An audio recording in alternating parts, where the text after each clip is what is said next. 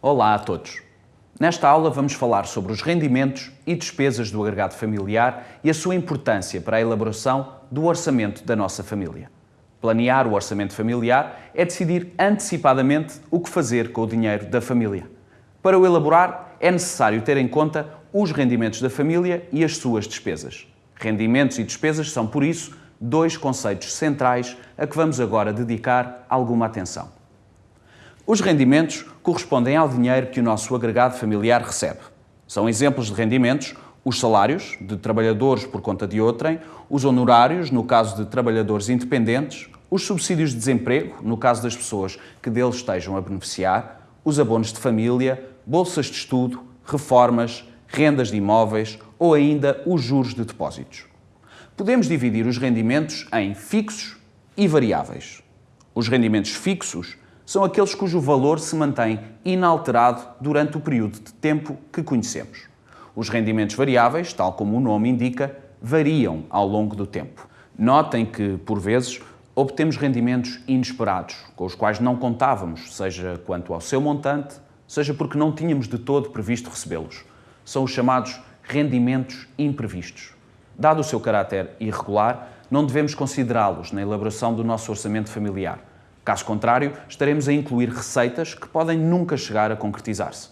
Optamos assim por uma versão prudente de elaboração do orçamento.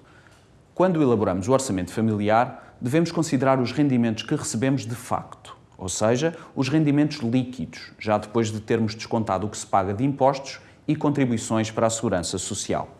Depois de identificados os rendimentos que vamos incluir no nosso orçamento familiar, fazemos o mesmo com as despesas, ou seja, com o que gastamos. Para isso, devemos dividir as despesas do agregado familiar em despesas necessárias e despesas supérfluas. As despesas necessárias são os pagamentos de bens e serviços essenciais.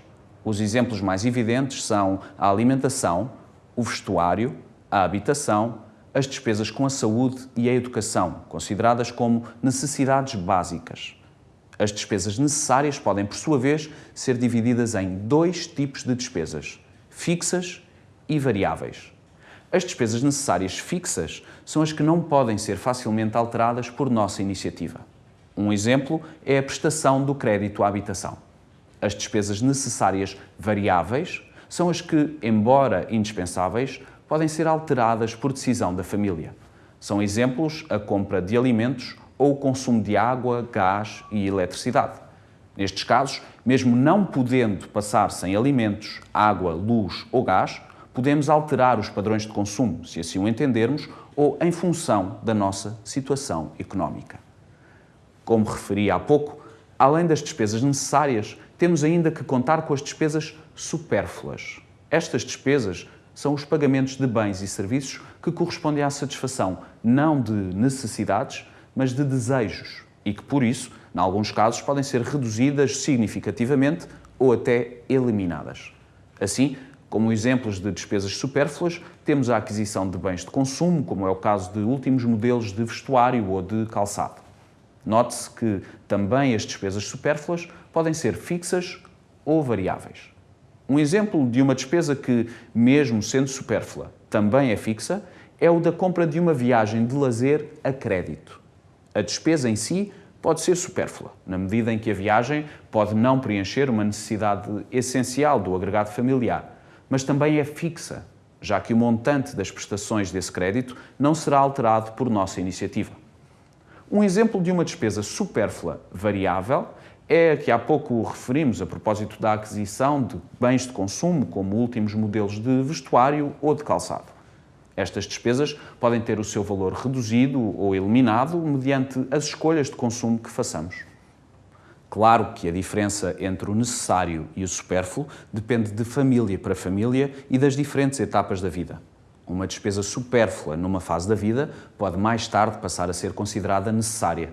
Por exemplo, a aquisição de automóvel para quem começa a trabalhar por conta própria numa atividade comercial. A divisão entre despesas necessárias e supérfluas, e ainda fixas e variáveis, é muito importante para se perceber a estrutura de despesas do nosso agregado familiar. Identificada esta estrutura, ficamos com um conhecimento claro dos encargos que assumimos e podemos gerir mais facilmente o orçamento familiar.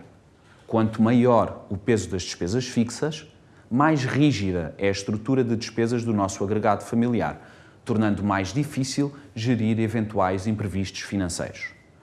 Por exemplo, quando os nossos rendimentos sofrem uma redução, designadamente pela entrada numa situação de desemprego ou pela redução das remunerações variáveis, quanto mais despesas fixas tivermos, mais difícil se torna o ajustamento à nova realidade financeira, uma vez que não podemos alterar o valor das despesas fixas. No final, depois de identificarmos os nossos rendimentos e as nossas despesas, estamos em condições de obter o saldo entre rendimentos e despesas. Apurado o resultado, há que verificar se ele é positivo ou negativo. Um saldo positivo significa que o rendimento é maior do que a despesa, pelo que estamos em condições de poupar. Um saldo negativo significa que estamos a gastar mais do que os rendimentos que recebemos, sendo por isso necessário reavaliar as despesas.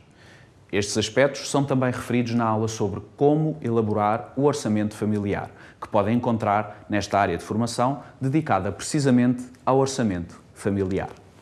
Espero que esta aula tenha sido útil e que contribua para apoiar as famílias no planeamento do seu orçamento familiar.